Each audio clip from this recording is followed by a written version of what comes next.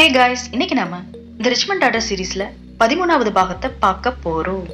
நான் ஏற்கனவே சொன்ன மாதிரி இந்த கதையை நான் ஜேடி சொல்ற மாதிரி தான் சொல்லிட்டு இருக்கேன். இப்ப வாங்க வீடியோக்குள்ள போகலாம். பக்ஷி அன்னைக்கு சொன்ன மாதிரி டேவிட் திரும்பி வந்தான். நான் அவனை கோவில்ல மீட் பண்ணேன். என்னை பார்த்ததும் அவன் ரொம்பவே சந்தோஷப்பட்டான். நாங்க இப்ப பேசிட்டு இருந்தோம். அவன் அமெரிக்கால இருந்து ரீசெண்டா தான் திரும்பி வந்ததா சொன்னான். அவன் அமெரிக்கால இருந்தாலும் இங்க நடந்த எல்லா விஷயங்களையும் அவன் தெரிஞ்சுக்கிட்டாதாவும் சொன்னான். எனக்காக ரொம்ப சந்தோஷப்படுறதாவும் சொன்னான். அப்புறம் என்கிட்ட மன்னிப்பும் கேட்டான். கடைசியா நடந்த சண்டைக்காக நானும் அவன்கிட்ட மன்னிப்பு கேட்டேன். நானும் அவனை காயப்படுத்தினதுக்காக. அப்ப அவன் நடந்தது எல்லாத்தையும் மறந்துட்டதாவும் அவன் அதை கடந்து போயிட்டதாவும் என்கிட்ட சொன்னான். சோ நான் அவன்கிட்ட நம்ம ஃப்ரெண்டா இருக்கலாமா அப்படின்னு சொன்னேன். அவனும் ஓகேன்னு சொல்லி ஒத்துக்கிட்டான். எனக்கு அதுல சந்தோஷம்தான் அவன் கூட ஃப்ரெண்டா இருக்கிறது. பட் எனக்கு அப்ப தெரியாது டேவிட் மறுபடியும் எனக்காக தான் வந்திருக்கான் அப்படின்னு. அது மட்டும் இல்லாம என் அப்பா தான் அவனை அங்க இருந்து இங்க வர வச்சிருக்காங்க அப்படிங்கிறது எனக்கு தெரியாது. நான் தேவையில்லாம ஒரு போலி பாய் ஃப்ரெண்டை வீட்டுக்கு கூட்டிட்டு வந்து சொதப்பிக்கிட்டது என் அப்பாவுக்கு ரொம்பவே சாதகமா போச்சு. அவர் அதே ட்ரிக்கை யூஸ் பண்ணி என்னை வலையில சிக்க வைக்கணும்னு நினைச்சிட்டாரு. டேவிட்டுக்கு நான் ஒரு லெஸ்பியன்னு ரொம்ப நல்லாவே தெரியும். இருந்தாலும் அவன் என்னை கல்யாணம் பண்ணிக்கிறதுக்கு ரெடியாது. அவனோட ஃப்ரெண்ட்ஸ் கூட அவங்க கிட்ட சொன்னாங்க, டேய் லெஸ்பியன் பொண்ணை கல்யாணம் பண்ணிக்காதடா, அவ எப்பவுமே பசங்களை பார்க்க மாட்டா, நாங்க என்ன சொல்ல வரோன்னு உனக்கு புரியுது அப்படின்னா. பட் அவனுக்கு அதை பத்தி கவலை இல்லை. அல்தியாவால ஸ்ட்ரெயிட்டா இருந்த என்ன லெஸ்பியனா மாத்த முடியும்னா கண்டிப்பா லெஸ்பியனா இருக்கிற என்ன ஸ்ட்ரெயிட்டா மாத்த முடியும் அப்படின்னு பயங்கர கான்பிடென்டா இருந்தான்.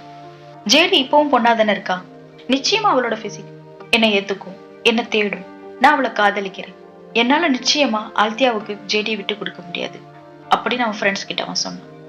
காதல்ல எல்லாம் சரி அப்படின்னு நினைச்சிட்டான் போல அவன். பட் கட்டாயப்படுத்தியோ இல்ல சீட் பண்ணியோ வர்ற காதல் ரொம்ப நாள் நிலைக்காது அப்படிங்கிறது அவனுக்கு தெரியாம போச்சு. எனக்கு என்னதான் ஆல்தியா மேல கோபம் இருந்தாலும் அவ சொன்ன ஒரு பொய்க்காக என்னால அவளை நிச்சயமா வெறுக்க முடியல. அவ என்ன மறுபடியும் மீட் பண்ணி எங்களுக்குள்ள இருந்த எல்லா பிரச்சனையும் சால்வ் பண்ண அவ ட்ரை பண்ணும்போது என்னால அன்னைக்கு என்னோட கோபத்தை அவகிட்ட காட்டவே முடியல. அன்னைக்கு என் கோபத்தை விட அவ மேல இருந்த காதல் தான் ஜெயிச்சிச்சு. சோ நாங்க மறுபடியும் ஒண்ணு சேர்ந்தோம். எங்க வீட்டுல எங்க அப்பா எங்களை எப்படி டார்ச்சர் பண்றாரோ அந்த மாதிரியே என் தாத்தா என் அப்பாவை டார்ச்சர் பண்ணிட்டு இருந்தாரு. அவரை இன்சல்ட் பண்ணிட்டே இருந்தார். உன் பெத்த பிள்ளைங்களை உன்னால சரியா வளர்க்க முடியல, அவங்களோட லைஃபை நீ சரி பண்ண முடியல, நீ எல்லாம் சிஇஓவா இருந்து என்ன பண்ண போற அப்படிங்கிற மாதிரி இன்சல்ட் பண்ணார். அது மட்டும் இல்லாம அவரோட பிளஸிங்கு கூட என் அப்பாவுக்கு தகுதி இல்லை அப்படின்னு நினைச்சு அசிங்கப்படுத்தினார். அது அவரை அதிகமாவே காயப்படுத்துச்சு. ஃபைனலா எல்லா மனக்குழப்பமும் சேர்ந்து என் அப்பாவுக்கு ஹார்ட் அட்டாக்கே வந்துருச்சு. இப்ப நினைக்கும் போது ஒருவேளை என் அப்பா அன்னைக்கு நடிச்சிருந்திருப்பாரோ அப்படின்னு தோணும். பட் அப்ப நான் என் அப்பாவை நினைச்சு ரொம்பவே வருத்தப்பட்டேன். என் அம்மா என்னையும் பாலண்ணாவையும் பேச கூப்பிட்டாங்க. உன் அப்பா ஹார்ட் அட்டாக் முன்னாடி ரொம்ப வெறுத்து போயிருந்தாரு, உங்க 2 பேரையும் நினைச்சுதான் ரொம்பவே அதிகமா வருத்தப்பட்டாரு, அவரால் உங்க லைஃபை சரி பண்ண முடியலையே அப்படின்னு ரொம்பவே வருத்தப்பட்டுட்டு இருந்தாரு. அட்லீஸ்ட் அவருக்காக நீங்க ஒரே ஒரு முறை ட்ரை பண்ணி பார்க்கலாம்ல உங்களை மாத்திக்கிறதுக்கு. அட்லீஸ்ட் அவர் முன்னாடி நீங்க மாறிட்ட மாதிரியாவது காட்டிக்கலாம்ல, அவர் ஆசைப்பட்ட மாதிரி நீங்க வாழ்ற மாதிரி காட்டிக்கலாம்ல, உங்களால இதை கூட பண்ண முடியாதா அப்படின்னு நீங்கள கேட்டாங்க. எனக்கும் சரி என் பாலண்ணாக்கும் சரி ஃபேமிலி தான் எங்களோட வீக்னஸ். இருந்தாலும் நிச்சயமா என்னால ஆல்தியாவை விட்டு கொடுக்க முடியாது. எனக்கு தெரியும் நான் அவளை எவ்வளவு காதலிக்கிறேன். சரி ஷோ காட்டலாம் அப்படின்னு நினைச்சோம்னா அதுவும் சொதப்பிக்குச்சு. அப்ப என்னதான் நான் பண்றது அப்படின்னு தெரியாம ஒரு குழப்பத்திலேயே இருந்தேன். அப்பதான் நான் ஹாஸ்பிட்டல்ல டேவிட்டை மறுபடியும் பார்த்தேன். அவன்கிட்ட பேசிட்டு இருக்கும் போதே என் அம்மா சொன்னதை சொல்லிட்டு இருந்தேன். அப்ப அவனும் அதே தான் சொன்னான், நீ மாறுறதுக்கு ஒரு முறை முயற்சி பண்ணி பார்க்கலாமே உன் அப்பாக்காக அப்படின்னு சொன்னான். அதுக்கு நான் சொன்னேன், அது என்னால நிச்சயமா முடியாதுன்னு எனக்கு தெரியும். அட்லீஸ்ட் என் பேரண்ட்ஸுக்காகவாது ஒரு போலியோ ஒரு பாய் ஃப்ரெண்ட் வச்சுக்கலாம் அப்படின்னு நினைச்சேன். பட் அதுவும் சொதப்பிக்கிச்சு அப்படின்னு சொன்னேன். நான் சொன்ன அடுத்த செகண்டே நீ ஏன் அடுத்தவங்களை தேடி போற, என்னையே நீ ட்ரை பண்ண கூடாது அப்படின்னு அவன் கேட்டான். நான் கொஞ்சம் ஷாக் ஆன மாதிரி தான் பார்த்தேன். நீ என்ன சொல்ல வரேன்னு உனக்கு தெரியுதா டேவிட், போலி பாய் ஃப்ரெண்ட்னா என்னன்னு தெரியும்ல உனக்கு அப்படின்னு கேட்டேன். அஃப்கோர்ஸ் எனக்கு தெரியும், நான் உன் ஃப்ரெண்டு தானே, உனக்காக நான் கண்டிப்பா இதை செய்வேன். நீ என்ன மட்டும் சூஸ் பண்ணினா நிச்சயமா உன் அப்பா டவுட் பண்ணவே மாட்டாரு, நீ மாறிட்டதாவே நம்புவாரு, இதனால உனக்கு எந்த ப்ராப்ளமும் வராது, உன் அப்பாவும் நல்லா இருப்பாரு அப்படின்னு நான் சொன்னான். நானும் அவன் சொன்னதை யோசிச்சு பார்த்தேன். பட் என்ன இருந்தாலும் என்னால அவனை யூஸ் பண்ணிக்க முடியாது அப்படின்னு தோணுச்சு. எனக்கு கொஞ்சம் தயக்கம் இருந்துட்டே இருந்தது. என் அம்மா சொன்னது, என் அப்பாவோட நிலைமை, இது எல்லாமே என் தலைக்குள்ள ஓடிட்டே இருந்தது. அதே டைம்ல ஆல்தியாவுக்கும் ப்ராப்ளம் வந்தது. ஆல்தியா அவளோட பையனை டாமி கிட்ட இருந்து கூட்டிட்டு வரணும்னு நினைச்சான்.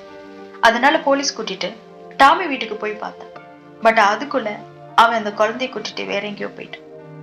போனது மட்டும் இல்லாம அல்தியாக்கு போன் பண்ணி 20 மில்லியன் பைசஸ் நீ கொடுத்தினா உன் பையனை நான் உனக்கு தரேன் அப்படின்னு டீல் போட்டான். பட் அவ்வளோ பணத்துக்கு அல்தியா எங்க போவான்? ஸோ அவ போலீஸ் கிட்டதான் இதை பத்தி கம்ப்ளைண்ட் பண்ணான். எனக்கு அவளோட ப்ராப்ளமும் தெரிஞ்சது. எங்க 2 பேர் ப்ராப்ளத்தையும் டேவிட்டால சால்வ் பண்ண முடியும் அப்படின்னு நான் நம்பினேன். நான் அல்தியா கிட்ட இதை பத்தி சொன்னேன். அல்தியா ரொம்பவே கோபப்பட்டான்.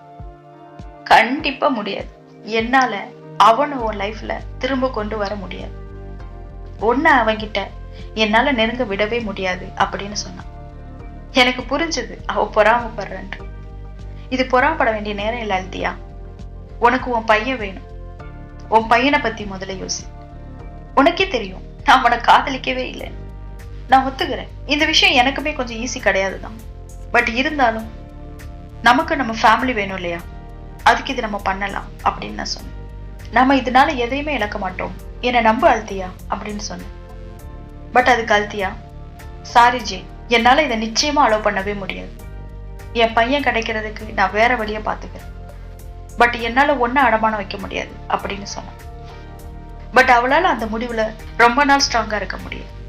டாமி அவளோட பையனை டார்ச்சர் பண்றான்னு தெரிஞ்சதும் பையன் மேல உள்ள பாசத்துல நான் சொன்ன டீலுக்கு ஓகே சொன்னான். நான் அல்தியாவுக்கு தேவையான பணத்தை டேவிட் கிட்ட இருந்து வாங்கி கொடுத்தேன். அவளுக்கு அவ பையன் கிடைச்சான். என் அப்பா ஹாஸ்பிட்டல்ல இருந்து வீட்டுக்கு வந்தாங்க. நான் டேவிட்டோட என் அப்பாவுக்காக அங்க வெயிட் பண்ணிட்டு இருந்தேன். என் அப்பா வந்ததும் டேவிட் என் கையை பிடிச்சுக்கிட்டு நாங்க 2 பேரும் பேட்சப் பண்ணிக்கிட்டோம் அங்கிள் அப்படின்னு சொன்னோம். இதை கேட்டதும் எல்லாரும் சந்தோஷப்பட்டாங்க. என் அப்பா இது உண்மையா அப்படின்னு என்ன பார்த்து கேட்டார். நான் சொன்னேன், அப்பா என்னால உங்களை இழக்க முடியாது, இது உண்மைதான் அப்படின்னு சொன்னேன். என் அப்பா ரொம்பவே சந்தோஷப்பட்டார். சந்தோஷத்துல எனக்கு இன்னொரு ஃபேவரும் பண்ணுங்க அப்படின்னாரு. லாஸ்ட் டைம் உங்களுக்கு என்கேஜ்மெண்ட் வைக்கிறோங்கிற பேர்ல எங்களுக்கு நாங்களே ஆப்பு வச்சு அவமானப்பட்டுக்கிட்டோம். அது இந்த முறை நடக்க கூடாதுன்னு நான் நினைக்கிறேன். சோ நீங்க டைரக்டா கல்யாணம் பண்ணிக்கோங்க, அதுவும் சீக்கிரமே அப்படின்னு சொன்னாரு. ஆஹா, இது நம்ம லிஸ்ட்லயே இல்லையே அப்படிங்கிற மாதிரி. இல்லப்பா அதெல்லாம் முடியாது, நானும் டேவிட்டும் கொஞ்சம் பேச வேண்டியது இருக்கு அப்படிங்கிற மாதிரி நான் சமாளிக்க ட்ரை பண்ணேன். பட் என் அப்பா சந்தேகப்பட ஆரம்பிச்சாரு. ஒருவேளை நீ டாமியை கூட்டிட்டு வந்த மாதிரி தான் டேவிட்டை கூட்டிட்டு வந்திருக்கியா, என்னை ஏமாத்துறதுக்காக அப்படிங்கிற மாதிரி கேட்டாரு.